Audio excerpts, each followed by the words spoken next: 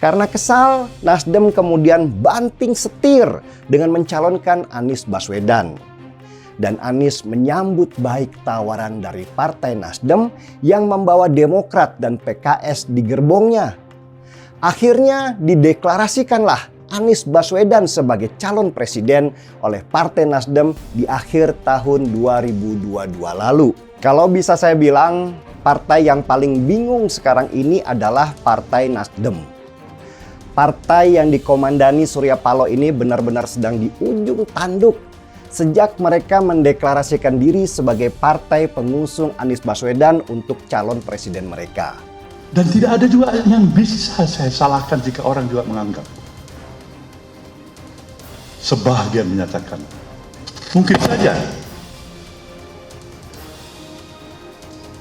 ada bahagian daripada kedunguan, kebodohan yang ada pada detik. Tapi apalah itu artinya dibandingkan dengan sebuah sistem dan values niat baik untuk membangun bangsa dan negara ini.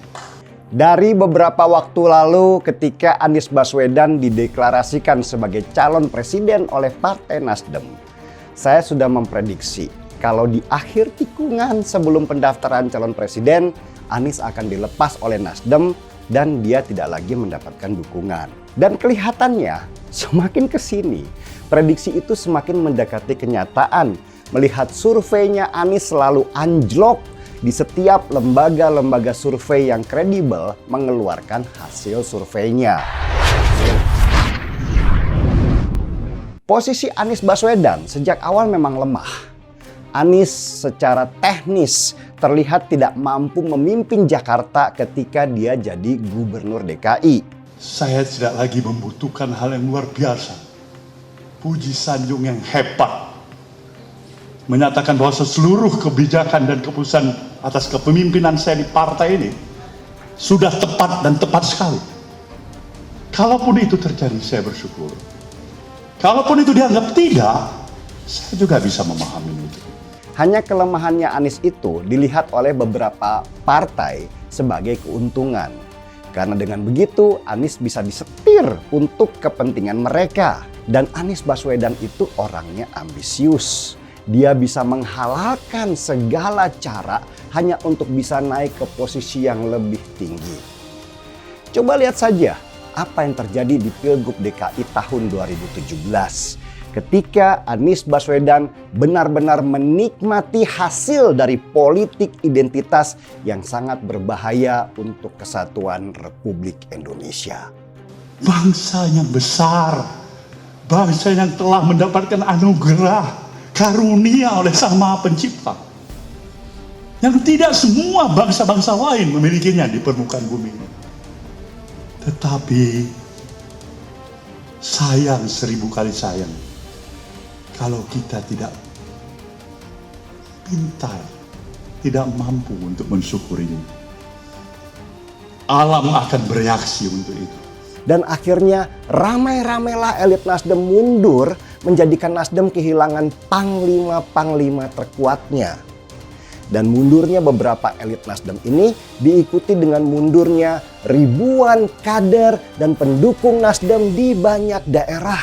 Menohok, Denny Siregar sebut Anies Baswedan seperti kutukan yang dia pegang akan hancur berantakan. Penggiat media sosial Denny Siregar berpendapat bahwa suatu saat nanti Partai Nasdem akan sadar bahwa mengusung bakal calon presiden Anies Baswedan itu merupakan sebuah kesalahan fatal. Oleh sebab itu, Denny menyarankan agar Surya Paloh segera memutuskan atau bertindak agar kapalnya tidak tenggelam-tenggelam. Mungkin kelak Nasdem akan sadar bahwa mengusung nama Anies Baswedan itu adalah sebuah kesalahan besar, kata Denny seperti dikutip dari channel YouTube Cokro TV Kamis 15 Juni. Kemudian ia menilai bahwa Anies seolah seperti kutukan dari apa yang dipegangnya akan hancur lebur. Anies sudah seperti kutukan bahwa siapapun yang dia pegang akan hancur berantakan, ucap Denny. Selain itu, ia menduga Anies saat ini sedang menerima karma akibat dahulu mendukung politik identitas. Mungkin ini sebab karma, karena dulu Anies sangat mendukung politik identitas yang hampir saja membelah negeri ini menjadi dua bagian, tuturnya. Semua proyek pembangunan nasional yang saat ini sedang berjalan, salah satunya adalah IKN, pasti akan mangkrak di tangan Anies. Dengan kata lain, tidak akan pernah dilanjutkan karena proyek tersebut harus sesuai dengan keinginan Anies Baswedan. Karena Anies di sini telah menganggap dirinya adalah ketua regu yang punya hak prerogatif dalam mengambil setiap keputusan.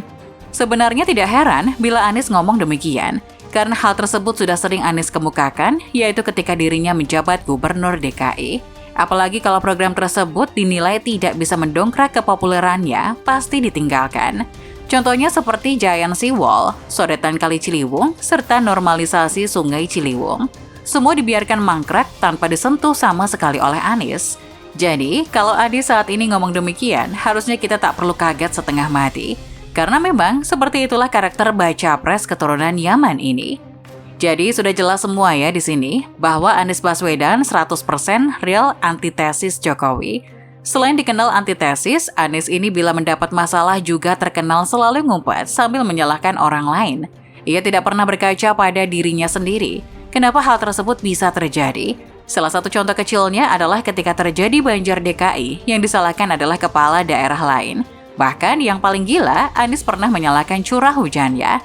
Salah baca data tentang infrastruktur Jokowi, yang disalahkan adalah media online-nya. Dan yang terbaru ketika elektabilitasnya anjlok, yang disalahkan adalah Partai Demokrat serta PKS. Anies merasa baik Demokrat dan PKS belum berjuang all out atas pencapresan dirinya. Bahkan Anies mengatakan bahwa PKS dan Demokrat sama sekali belum keluar uang sepeser pun atas segala kampanyenya. Semuanya baru Nasdem yang membiayai. Di sini pun Anies selalu muji-muji Surya Paloh yang telah all out berjuang untuk pencapresannya. Di sini Anies sepertinya ingin mengatakan bahwa baik Demokrat maupun PKS belum secara gencar melakukan sosialisasi baca pres yang diusungnya kepada masyarakat. Dengan kata lain, kedua parpol tersebut dianggapnya belum bekerja secara maksimal. Padahal bila Anies dulu bekerja dengan baik, waktu dirinya masih menjabat sebagai Gubernur DKI, tentu masyarakat akan selalu mendukung.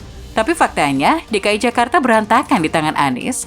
Itulah kenapa saya katakan Anies ini suka lari dari tanggung jawab, tidak gentleman, dan selalu menyalahkan orang lain bila dirinya terhimpit masalah.